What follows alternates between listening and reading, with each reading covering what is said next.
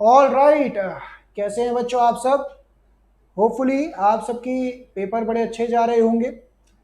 आज इस वीडियो के अंदर हम क्या डिस्कस करने जा रहे हैं? हम डिस्कस करने जा रहे हैं कि आपका स्ट्रैटेजी क्या होना चाहिए। जो भी आपके अभी तक एग्जाम के बाद नेक्स्ट एग्जाम आने वाला है, that is cost and management accounting का, आपका फाइनल स्ट्रैटेजी क्या होना चाहिए। कई बच्चे पूछ रहे हैं कि सर कैसे तैयारी करें, क्या करें।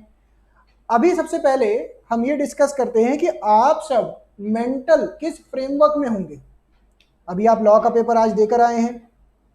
लॉ का एग्जाम आपका हो सकता है अच्छा गया हो सकता है कि उन बच्चों का एवरेज गया हो सकता है किसी का अच्छा ना भी गया हो।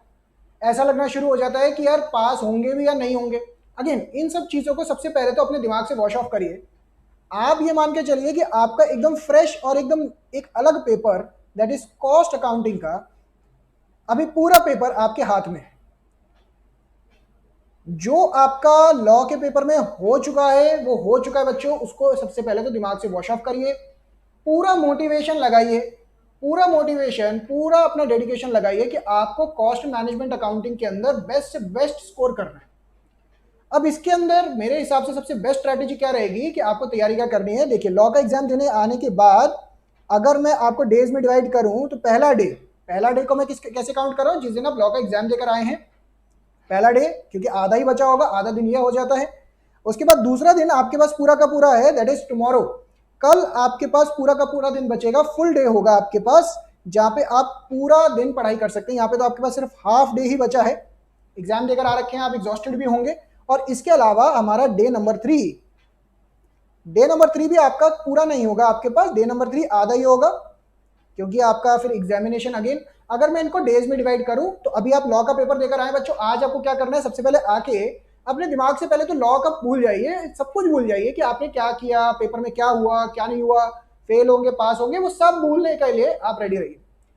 थोड़ी देर रिलैक्सेशन करिए, बेशक सो जाइए, अगर आपको नींद आ रही है सो जाइए, क्योंकि रात भर हो सकता है आपने तैयारी की हो, जल्दी सुबह उठ के तैयारी की हो। थोड़ा रिलैक्सेशन करिए।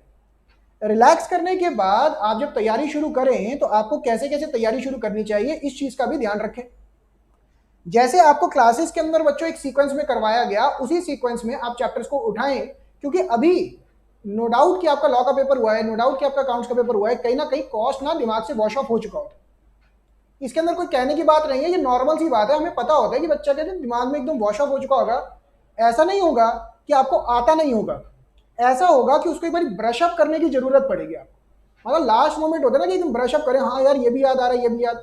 तो आपको क्या करना है, एक एक करके चैप्टर उठाते जाएं। जैसे कॉस्ट शीट का चैप्टर उठा लीजिए, इसी के सीक्वेंस में आता है एक और चैप्टर, दैट इज रिकंसिलिएशन, ठीक है ना। फिर आता है integrated and non integrated.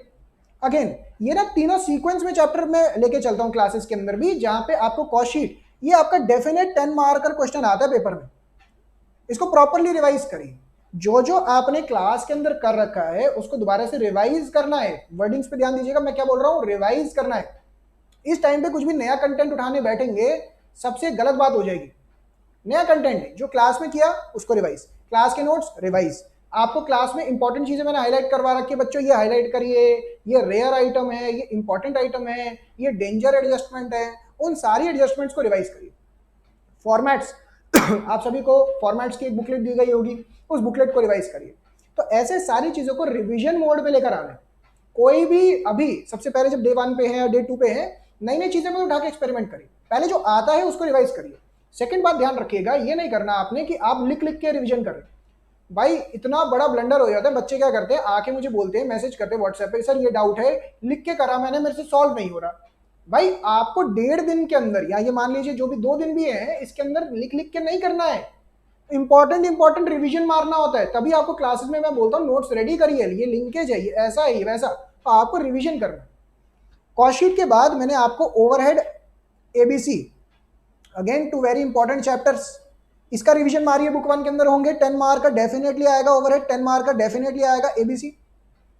Topics भी आपको याद होने चाहिए भाई, ये कौन कौन से टॉपिक आएंगे, कैसे कैसे आएंगे, ये एकदम टिप्स में होना चाहिए। तो आप फर्स्ट डे जो आधा दिन है आपके पास, ये चैप्टर्स को रिवाइज करना है बच्चों, लिख लिख के नहीं करना है। आप लिखने के मोड में चले गए, आंसर मैच नहीं हुआ तो आपका कॉन्फिडेंस गिर जाएगा। अगर आंसर मैच हो भी जाता है तो भी कोई बड़ी बात नहीं है, क्योंकि आपका टाइम वेस्ट हो चुका होगा। इस टाइम पे ये जो टाइम पीरियड आपके पास है डे 1 डे 2 डे 3, ये सबसे क्रूशियल टाइम है। कॉस्ट सबसे स्कोरिंग सब्जेक्ट लगता है मुझे, इस वजह से नहीं कि मेरा सब्जेक्ट है, बट वाकई में इसके अंदर क्वेश्चन रिपीट होके आते हैं। फिर नेक्स्ट डे बच्चों आप उठा सकते हैं कॉस्ट की टेक्निक्स। टेक्निक्स होती है ना कॉस्टिंग की, दैट इज बुक नंबर 2 के अंदर से आपने किया होगा टेक्निक्स। जैसे कौन कौन सी, job and batch costing technique था, उसके बाद कॉन्ट्रैक्ट, ठीक है ना, उसके बाद आपका कौन सा आ गया, सर्विस, उसके बाद आ गया आपका process, joint and by product, ठीक है ना। तो ये सारे चैप्टर हो जाते हैं। तो आपके कितने चैप्टर हो गए अभी तक, चैप्टर नंबर 1 2 3 4 5, ये छठा चैप्टर 6 7 8 9 10, तो 10 चैप्टर आपके इस तरीके से। तो डे 2 पे आप स्टार्ट करिए टेक्निक्स के साथ, क्योंकि इनका लिंकेज है आपस में। लिंकेज मतलब जैसे आपने कॉस्ट शीट किया, कॉस्ट शीट का लिंकेज आएगा जॉब एंड बैच के अंदर, इसके कुछ फॉर्मूलाज भी हैं, उनको रिवाइज करिए। इनमें से भी जैसे प्रोसेस कॉस्टिंग है, डेफिनेट 10 मार्कर आ रहा है, रिपीटेटिवली आ रहा है 10 मार्क्स, इसको करिए प्रॉपरली। इसके अंदर कई सारे आपको तरीके करवाए गए होंगे, जैसे आपको करवाएगा basic questions, equivalent, inter process, ठीक है ना, उसको करिए। सर्विस सेक्टर कॉस्टिंग भी काफी रेगुलरली आ रहा है, 10 मार्क्स का, 5 मार्क्स का, इसको करिए। अलग अलग इंडस्ट्रीज का आपको करना है, हालांकि इसके अंदर काफी रिपीटेटिव क्वेश्चन होता है कि एक ही फॉर्मेट फॉलो हो रहा है, बट इसको कर लीजिए। Job and batch on and off आ रहा है, कभी आ गया कभी नहीं आ गया।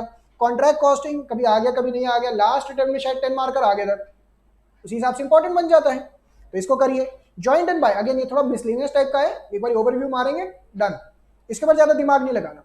मेन दिमाग लगाने वाले जैसे मैं 10 मार्क का लिख रहा हूँ, कॉस्ट शीट एक ही फॉर्मेट है, उसके वेराइटी ऑफ क्वेश्चन करके जाने। ओवरहेड, इसके अंदर मेजरली 3 तरीके के जैसे क्वेश्चन आ जाते हैं, कौन कौन से, एक मशीन आर वाला, ठीक है ना, एक प्राइमरी सेकेंडरी डिस्ट्रीब्यूशन वाला, ठीक है ना, अंडर रिकवरी ओवर रिकवरी वाला। तो मेजरली ऐसे क्वेश्चन, एबीसी एक ही चीज कर रहे होते हैं, बार बार अलग अलग क्वेश्चंस के अंदर एक्टिविटी का रेट निकालिए और रिकवरी रेट को एक्टिविटी के साथ मल्टीप्लाई, बार बार रिपीटेटिवली वही चीज चल रही होती है, ठीक है ना। तो ये सारे चैप्टर्स पहले आप करिए। उसके बाद आपके बड़े हैवी चैप्टर्स आते हैं, हैवी चैप्टर्स तो क्या ही बोले हम, आपके चैप्टर्स आ जाते हैं मैनेजमेंट अकाउंटिंग के, ठीक है ना। मैनेजमेंट अकाउंटिंग के चैप्टर्स उठाइए। इसको कौन कौन से चैप्टर आ गए आपके, स्टैंडर्ड कॉस्टिंग, अगर किसी बच्चे को लगता है स्टैंडर्ड कॉस्टिंग तंग करने वाला है तो इसको आप बाद में भी उठा सकते हैं। मार्जिनल कॉस्टिंग उठाइए, ठीक है, बजट उठाइए, ठीक है। इनमें से ये जो चैप्टर्स हैं, standard, marginal, budget, chapter number 11 12 13 13 chapter तक पहुंच गए, ये डेफिनेट 10 मार्कर आएगा। एक आधे अटेम्प्ट में हुआ था कि 5 नंबर का आया हो, अदरवाइज काफी हाई प्रोबेबिलिटी है कि 10 मार्कर में जाए। मार्जिनल कॉस्टिंग ये 10 से लेके 15 नंबर तक का भी आ रहा है continuous, application based questions. Standard costing के अंदर मटेरियल, उसके बाद लेबर, ओवरहेड, कॉम्प्रिहेंसिव टाइप्स, ये आ रहे हैं, इसको करिए अच्छे से। अगर आप, कई बच्चों का ना मैं ये फीडबैक देखता हूँ, बच्चे कहते हैं सर स्टैंडर्ड कॉस्टिंग के अंदर फॉर्मूलाज बहुत है, चार्ट्स बहुत है, तो आपको अगर लग रहा है तो आप इसको बाद के लिए भी रख सकते हैं, कोई प्रॉब्लम नहीं है, वो करिए जिससे आपका थोड़ा सा ज्यादा वॉल्यूम भी कवर हो, इंपॉर्टेंट भी। मार्जिनल मार्जिनल को अगर ब्रेक डाउन करें तो 3 हिस्सों में ब्रेक कर सकते हैं, formula oriented, break even points, margin of safety, और उसके बाद आता है एप्लीकेशन बेस्ड, की फैक्टर वगैरह का कॉन्सेप्ट आता है, और फिर आखिरी में आता है एब्जॉर्प्शन वर्सेस मार्जिनल। इसको ढंग से करिए, ये आएगा पेपर में, कभी कभार कंपलसरी में आ जाता है 5 नंबर का, कभी बीच में 10 नंबर का, इसको ढंग से करिए। बजट, ये सिंपल एंड स्कोरिंग चैप्टर है, आ गया नहीं आ गया, मेजॉरिटी टाइम्स आता है, इसको करके जाइए, बजट से प्रिपेयर करने होते हैं। तो आपका मेजर मेजर कंटेंट सारा सेकंड डे में जाता है, काफी मेजर टेक्निक्स जा रही हैं बच्चों, टेक्निक्स जा रही हैं, आपका मैनेजमेंट अकाउंटिंग का पार्ट जा रहा है। अगर आपके पास डे 2 के अंदर टाइम बच रहा है तो डे 2 के अंदर करिए, अगर डे 2 के अंदर टाइम नहीं बच रहा है तो डे 3 के अंदर जो आधा टाइम बचा है, रिमेनिंग चैप्टर्स, रिमेनिंग कुछ बचता भी नहीं है, मटेरियल कॉस्ट, लेबर कॉस्ट, और आखिरी इंट्रोडक्शन। इंट्रोडक्शन बच्चों देखिए, मैं एकदम मतलब बच्चा ना हैरान होता है, सर इंट्रोडक्शन आखिरी में, बिल्कुल इंट्रोडक्शन के अंदर से आपका जो क्वेश्चन नंबर 6 होता है ना, ये थ्योरी का बहुत बारी बनाया जाता है, व्हाट आर द टेक्निक्स, आपका कॉस्ट अकाउंटिंग मैनेजमेंट अकाउंटिंग का फर्क, difference between cost control cost reduction, ऐसे बहुत सारे छोटे छोटे पॉइंट्स आते हैं। तो ये वाला पार्ट जो है एकदम एंड के लिए रख सकते हैं आप, क्योंकि जब बच्चे ने कॉस्ट अकाउंटिंग पूरा पढ़ लिया ना, बाय डिफॉल्ट उसको इंट्रोडक्शन समझ में आता है। मटेरियल के अंदर से ईओक्यू, वेरियस स्टॉक लेवल्स, इसके क्वेश्चंस बड़े रिपीटेटिवली आते हैं, 5 मार्क से लेकर 10 मार्क का डेफिनेटली आएगा, इसको ढंग से करिए। लेबर कॉस्ट थोड़ा ऑन एंड ऑफ हो गया है, इसके अंदर थोड़ा सा इंस्टीट्यूट ने अपना लेवल गिरा दिया है, आप इसको भी पर करके जाइए, एकदम एंड में रख सकते हैं या इसको डे 2 में भी लेके जा सकते हैं। तो आपको मेन क्या करना है बच्चों, मेन ये देखना है कि आपका टॉपिक्स किस तरीके से है, आपको कब कब उसको पढ़ना है, अपने हिसाब से स्ट्रेटेजीज को मॉडिफाई करिए। ये जरूरी नहीं है मैंने कुछ बोल दिया तो ये लक्ष्मण रेखा बन गई है, आप इसको पार ही नहीं कर सकते, यही फॉलो करना है। मेन टारगेट आपका और हमारा यही है कि आप इसको प्रॉपरली करके चले जाएं। आपको कोई भी स्ट्रैटेजी मॉडिफाई करनी है, आप अपने हिसाब से मॉडिफाई करें, उसको लिखें, जितना मैक्सिमम मतलब अपने हिसाब से स्ट्रैटेजी को करेंगे सबसे बेस्ट रहेगा। कुछ वार्निंग साइंस बस ये ध्यान रखिएगा। पॉइंट नंबर 1, नए कंटेंट को एकदम एंड में, नए क्वेश्चंस इसको उठाने से मैं मना करता हूं एंड में। अब देखिए, अब टाइम हो चुका है, जो आपने कंटेंट पूरे साल भर नहीं किया, अब कहां से उठाएंगे?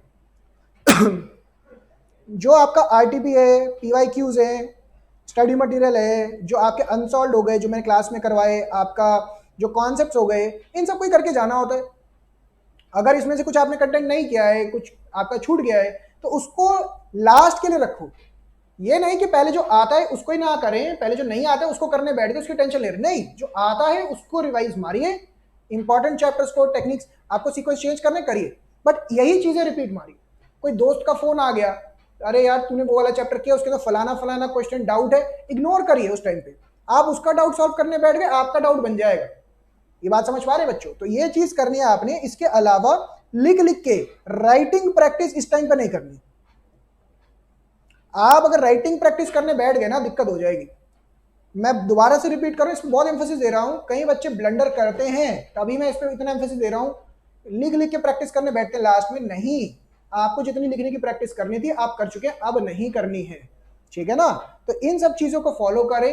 आपको कहीं भी कोई डाउट्स आए, मुझे, मेरी टीम को कांटेक्ट करें, आपको डेफिनेटली डाउट का बेस्ट से बेस्ट सोल्यूशन प्रोवाइड करने का इस टाइम पे हमारा भी वो रहता है, क्योंकि इस टाइम पे बहुत डाउट्स आ रहे होते हैं। आपके सारे डाउट्स क्लियर करने का टारगेट रखते हैं, बट फिर भी आप इन चीजों को फॉलो करें। राइटिंग प्रैक्टिस नहीं करनी है, आरटीपी पास्ट ईयर करिए, स्टडी मटेरियल करिए, अनसॉल्व कॉन्सेप्ट एंड डे तक, एंड टाइम, डे मतलब एंड टाइम तक प्रैक्टिस करते जाए। मतलब प्रैक्टिस मतलब कुछ ना कुछ करते जाए। जो जो आपको important points, different points mark करवाए गए हैं, उनको जरूर देख के जाए। मैंने जो जो आप क्लास में इंपॉर्टेंट पॉइंट्स मार्क करवाए कि भैया ये इंपॉर्टेंट है, उसको जरूर देख के जाए, वही चीजें लास्ट में तंग करके जाती है।